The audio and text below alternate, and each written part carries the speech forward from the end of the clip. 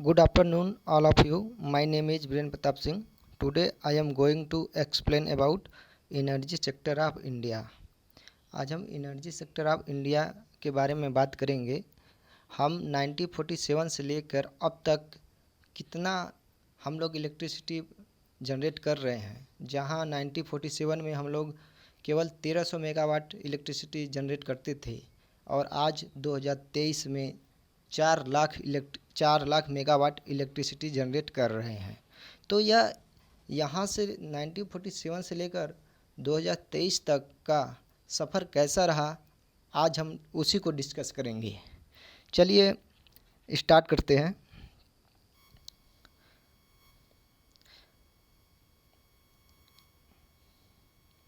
Start करते हैं 1947 की बात है, जब हम लोग आज़ाद हुए थे तो क्या था कि उस समय 1362 मेगावाट इलेक्ट्रिसिटी जनरेट होती थी। उस समय इंडिया में वो भी प्राइवेट सेक्टर करती थी और वह केवल इलेक्ट्रिसिटी इतनी कम थी कि वह केवल शहरों में ही इलेक्ट्रिसिटी प्रोवाइड की जाती थी, बड़े बड़े शहरों में।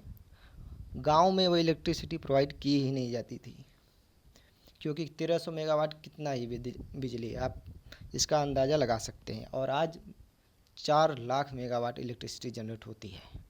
तो उसी को हम देखते हैं। उसके बाद क्या हुआ कि प्राइवेट सेक्टर में था 1947 में, क्योंकि उस समय भारत आज़ाद हुआ था। तो प्राइवेट सेक्टर टाटा, ऐसे ही टाटा जैसे उसमें इलेक्ट्रिसिटी बेचती थी, जनरेट करके ट्रांसमिट भी करती थी, सब कुछ करती थी वहीं। अब क्या हुआ कि 1948 में ये हुआ। अब 1948 में ये हुआ कि अब आज़ाद हो चुका था, सब कुछ बन चुका था। तो 1948 में इलेक्ट्रिसिटी एक्ट बनाया गया। इस एक्ट के द्वारा 2 बोर्ड का गठन किया गया। पहला जो बोर्ड है वो स्टेट इलेक्ट्रिसिटी बोर्ड है।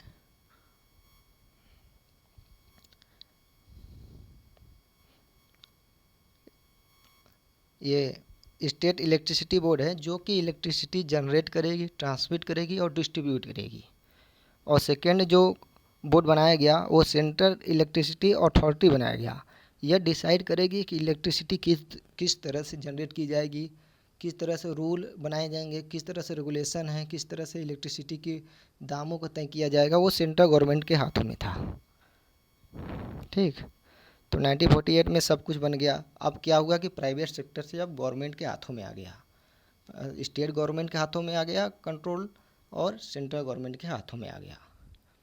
अब क्या करते हैं कि अब 25 साल बाद देखते हैं कि इलेक्ट्रिसिटी जनरेट कितनी होती है। अब यहाँ पर देखिए 1972 में 25 साल बाद क्या हुआ कि जहाँ हम लोग केवल 1350 मेगावाट 1300 मेगावाट इलेक्ट्रिसिटी जनरेट करते थे 1947 में, लेकिन 25 साल बाद क्या हुआ कि 16,660 मेगावाट इलेक्ट्रिसिटी जनरेट होने लगी। यानी आप देख सकते हैं कि 1000 से मान के चलिए 1000 से 16,000 मेगावाट इलेक्ट्रिसिटी जनरेट होने लगी।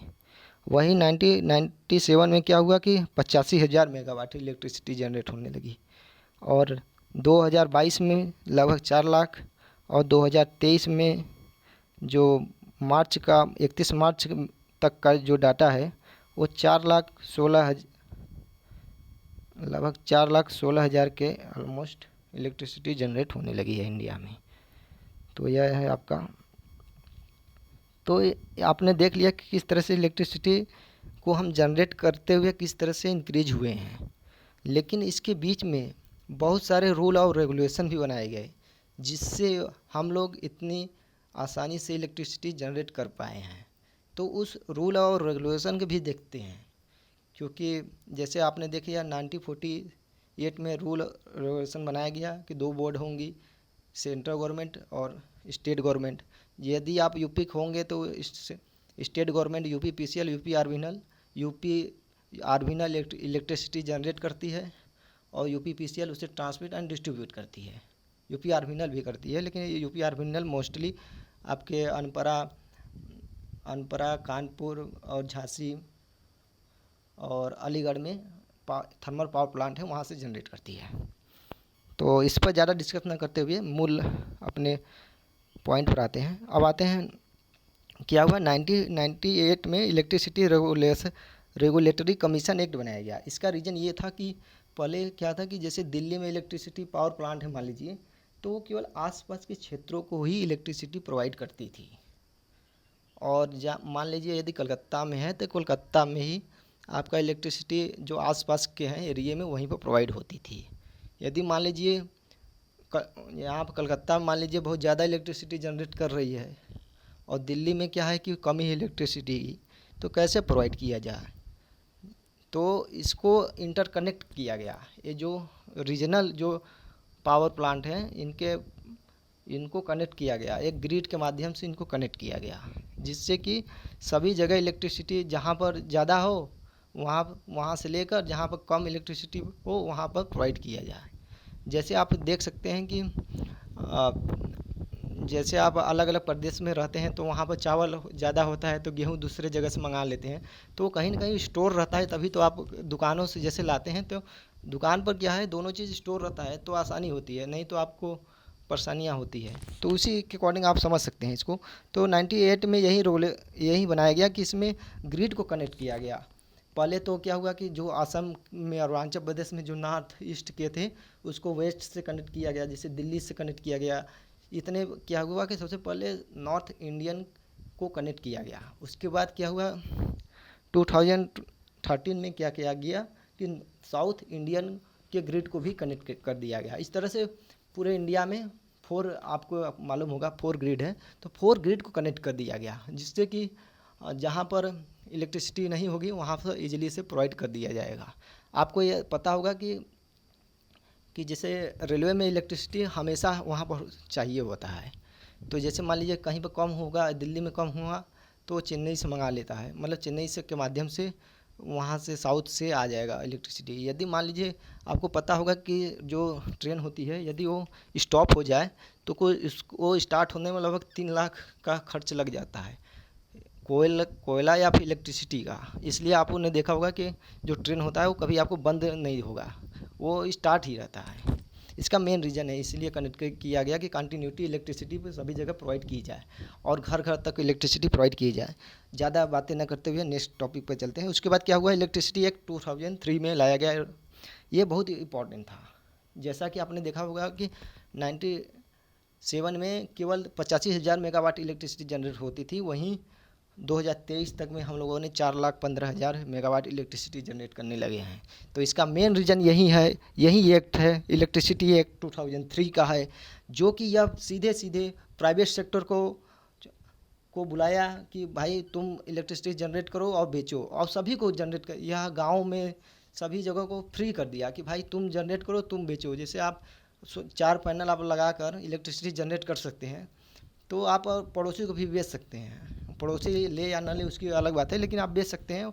और प्राइवेट सेक्टर को तो भी ला दिया, जिससे आपने देखा होगा कि जो 4 लाख आज इलेक्ट्रिसिटी जनरेट होती है उसमें से 2 लाख केवल private sector, Ambani Adani group लगभग जो प्राइवेट सेक्टर हैं, टाटा, यही सब जनरेट करते हैं। तो 2 लाख लगभग आधा से आधा तो वही जनरेट कर रहे हैं। तो यही इसका मेन रीज़न यही था, इसी एक्ट का मेन रीज़न था कि आज हम लोग बहुत ज़्यादा मात्रा में इलेक्ट्रिसिटी जनरेट कर रहे हैं। तो इसका इलेक्ट्रिसिटी एक्ट यही था, प्राइवेट सेक्टर को फ्री। इसमें क्या हुआ कि लाइसेंस फ्री कर दिया गया जनरेशन के लिए, कोई भी जनरेट कर सकता है, कोई भी बेच सकता है, और सारे सब इसमें रूल्स हैं, वो आप पढ़ लीजिएगा, ठीक है। उसके बाद क्या हुआ कि 2023 में देखते हैं total electricity 4,16,000 electricity megawatt electricity generate होती है, जिसमें से लगभग 1 lakh central government, 1 lakh state government और 2 लाख मेगावाट इलेक्ट्रिसिटी आपकी प्राइवेट सेक्टर जनरेट करती है। अब इसके बाद हम देख लेते हैं कि कौन प्लांट कितना इलेक्ट्रिसिटी जनरेट करता है। तो जो कि फॉजल फ्यूल है, फॉजल फ्यूल जो कि 2,37,000 मेगावाट इलेक्ट्रिसिटी जनरेट करती है। इस फॉजल फ्यूल के अंदर ही आपका कोयला से 2 लाख इलेक्ट्रिसिटी जनरेट होती है, और गैस से 24,000, डीजल से 500 मेगावाट इलेक्ट्रिसिटी जनरेट होती है। यानी जो फॉजल फ्यूल है वो 2,37,000 मेगावाट, और रिमेनिंग आपका नॉन फॉजल फ्यूल से जनरेट होती है। जैसे कि आप देख सकते हैं फॉजल फ्यूल से 2,37,000। यहीं पर हम स्टॉप करते हैं। ये आप इस डाटा को पढ़ लीजिएगा, क्योंकि वीडियो बहुत लंबा हो जाएगा तो कोई देखता नहीं है, ठीक है। यदि आपको समझ में आया तो कमेंट ज़रूर करना।